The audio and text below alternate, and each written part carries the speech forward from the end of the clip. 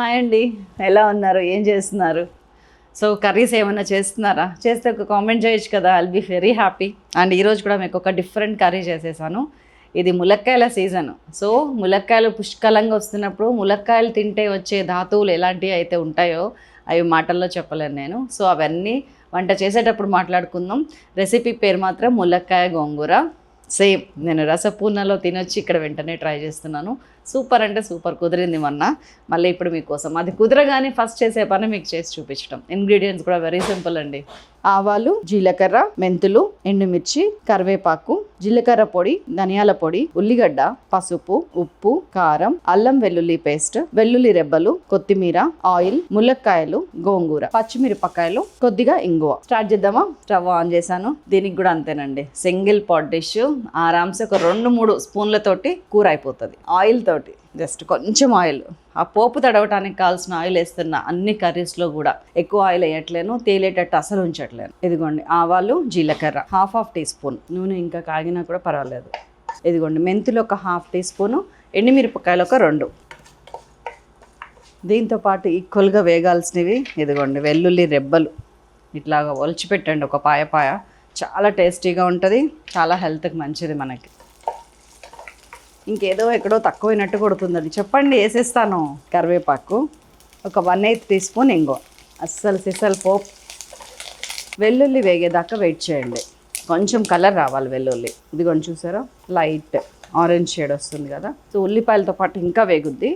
ఉల్లిగడ్డ medium size onion ఒక్కటి చాలు. ఇట్లా సన్నగా పొడుగ్గానే కట్ చేయండి. కొంచెం మందం ఉంటేనే ఇట్లా టేస్టీగా ఉంటుంది. ఉల్లిగడ్డ తగలాలి కర్రీలో, మగ్గకూడదు. చక్కగా వేగుతుంది. నేను సిమ్ చేసేసాను. ఒక హాఫ్ టీ స్పూన్ ఉప్పు వేసుకుందాము, జస్ట్ ఉల్లిపాయ వేగటానికి అంతే. అండ్ పచ్చిమిరపకాయలు ఇట్లా కట్ చేయండి. కర్రీస్లో ఎప్పుడైనా ఇలాగ చాలా బాగుంటాయండి. క్రాస్ కటింగ్, అటు ముద్దలోకి వెళ్ళిపోతే ఇటు కర్రీలోకి ఆ గింజలన్నీ సపరేట్ అయ్యి వచ్చేస్తాయి బయటకు మీకు తెలియకుండా. ఒక 3-4 పచ్చిమిరపకాయలు. పచ్చిమిర్చి వేగాల్సిన అవసరం లేదు, అది ఉడికి సప్పులు అయితే చాలు. అల్లం వెల్లుల్లి పేస్ట్ 1 టీ స్పూన్ వేస్తున్నాను. దీన్ని కూడా కొంచెం వేగనిస్తున్నాను, జస్ట్ 30 సెకండ్స్ అంతేనండి. మామూలుగా గోంగూరలో అయితే మనం అల్లం వెల్లుల్లి పేస్ట్ వేయము, కానీ ఇది గోంగూర ములక్కాయ కర్రీ వేయాలి, బాగుంటుంది. ఇంకా వేయాల్సినవి ఉన్నాయి, చెప్తా. చాలు. ములక్కాయలు, పెద్ద ములక్కాయలు ఒక 2. దీంతోపాటు ఒక హాఫ్ టీ స్పూన్ పసుపు వేసేస్తున్నాను. 1 టీ స్పూన్ ఉప్పు వేసేస్తున్నాను. ఉన్న 1.5లో సగం కారం ఇప్పుడు వేస్తున్నాను. చాలు. అంటే 1 టీ స్పూన్, 3/4 టీ స్పూన్ కారం ఇప్పుడు వేస్తున్నాను. కలుపుకుంటున్నాను ఒక్కసారి. మన కర్రీలో ఎక్కడ ఆయిల్ కనిపించట్లేదు చూడండి. ఈ మధ్యన టేస్ట్ సాధించవచ్చండి ఆయిల్ తక్కువ ఉన్నా కానీ. సీరియస్గా కొంచెం శ్రద్ధగా లో ఫ్లేమ్ మీద చేయాలంతే, టైం పడుతుంది. 1 నిమిషం పాటు మూత పెడతాను, 1 నిమిషం పాటు. ఎందుకంటే ఈ 1 నిమిషంలో మనకి కొంచెం ఆ ఉప్పు, కారం, పసుపు అనేది ముక్కకి దానంతటా అది పడుతుంది. ముందే వాటర్ పోసేస్తే ఏమవుతుందంటే వాటర్లో ఉంటుంది మొత్తం, ముక్కకి రాదు. సో 1 నిమిషం అట్లా మగ్గనిచ్చాక వాటర్ పోద్దాం. 1 నిమిషము వాటర్ పోసేస్తున్నాను. హైలో పెట్టాను. మళ్ళీ ములక్కాయ మునిగే వరకు వాటర్ పోస్తున్నాను. దాదాపు 350 ml ఆఫ్ వాటర్. కొంచెం నీళ్ళు మసలు వచ్చేదాకా వెయిట్ చేస్తాను. మసలు వచ్చింది, సిమ్ చేసేస్తున్నా, మూత పెట్టేస్తున్నా. ఒక 12 నుంచి 15 నిమిషాలండి. ములక్కాయ ముదురుని బట్టి. లేత ములక్కాయ అయితే 12 నిమిషాలు ఉడికిపోతుంది. కొంచెం ముదురైతే మీకు 15 నిమిషాలు పట్టచ్చు. చక్కగా సిమ్లో పెట్టేసాను నేను, ఉడకనిస్తాను. ఒక 15 నిమిషాలు మర్చిపోండి. ఈ టైంలో ఎవరికైనా అర్జెంట్ ఉన్న వాళ్ళు కుక్కర్లో పెట్టి ఒక్క విజిల్, సింగిల్ విజిల్ వచ్చి ప్రెషర్ ఇంకా మొత్తం రాకముందే తీసేయండి. అప్పుడు మీకు ములక్కాయ పర్ఫెక్ట్ ఉడుకుతుంది. సో 15 నిమిషాలు సక్సెస్ఫుల్గా అయిందండి. మన సైలాస్ కిచెన్లో చాలా టిప్స్ చెప్తున్నాను మీకు, టైం సేవింగ్ అవన్నీ లాస్ట్ వీడియోస్ చూడండి. 15 నిమిషాలు కరెక్ట్గా కౌంట్ చేసుకోవాలంటే ఏం చేయాలో చెప్పాను. ఇందులో తోటకూర మామిడికాయ కర్రీలో ఒక్కసారి వెళ్ళి చూడండి అమ్మా, ఆ కర్రీ కూడా బాగుంటుంది. అండ్ దెన్ ఇదిగోండి ములక్కాయ చక్కగా ఉడికిందండి, ఆల్మోస్ట్ ఉడికింది. ఇప్పుడు నేను 1 టీ స్పూన్ ధనియాల పొడి, 1/2 టీ స్పూన్ జీలకర్ర పొడి, నా మిగతా కారం ఇంకొక half teaspoon, 3/4 teaspoon మిగిలింది కదా మన దగ్గర, అది ఒక 1/2 టీ స్పూన్ ఉల్లిపాయలు వేసాము. తర్వాత ములక్కాయల్లో ఇంకొక హాఫ్ టీ స్పూన్ వేసాము. ఇంకొక హాఫ్ టీ స్పూన్ వేస్తున్నాం. ఇదంతా గోంగూర కోసం. ఇప్పుడు మీకు వాటర్ ఒకసారి చెక్ చేసుకోండి. మనకి దింపేటప్పుడు కర్రీ ఇలా ఉండాలి అంటే ఇప్పుడు కొన్ని వాటర్ యాడ్ చేస్తున్నా నేను. ఎస్, చాలు. అప్పుడు ఒక 350 ml, ఇప్పుడు ఒక 50 ml. మొత్తం 400 to 500 mlలో మీకు వాటర్తో సరిపోతుంది. ఇది కన్సిస్టెన్సీ గ్రేవీ కోసం అనమాట. హైలో పెట్టేశాను. మీకు ఎంత గోంగూర, ఇది 2 కట్టలు గోంగూర అండి, ఎర్ర గోంగూర, పుల్లటి గోంగూర. మీ గ్రేవీ కోసం, మీ పులుపు కోసం ఎంత గోంగూర అవసరమో అంత వేసుకోండి. నేను మొత్తం వేయట్లేను, కొంచెం పప్పులో కొంచుకుంటున్నా. ఇది వేసాను అంటే ఒక కట్టం బాగా వేసాను. ఇది పప్పులోకి వేస్తే చాలా టేస్టీగా ఉంటుందండి. చలో మూత పెట్టేస్తున్నా.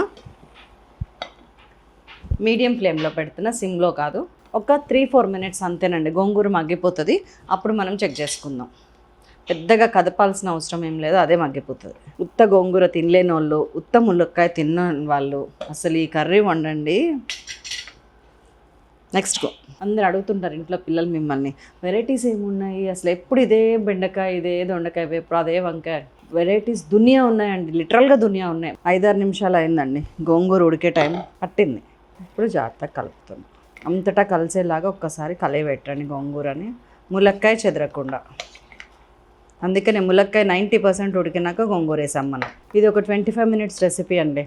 25 మినిట్స్ to ½ an hourలో అయిపోద్ది మీకు. ఏంటి లో ఫ్లేమ్ మీద ఇట్లా జాగ్రత్తగా ఉండితే, లేదంటే మీకు 10 మినిట్స్లో కూడా అవజేయచ్చు. ఒక్క విజిల్ రానిచ్చి చెప్పాను కదా, అట్లా 10 మినిట్స్లో అయిపోతుంది. ఉప్పు చూస్తున్నా ఒక్కసారి, సరిపోయింది, బాగుంది చాలా.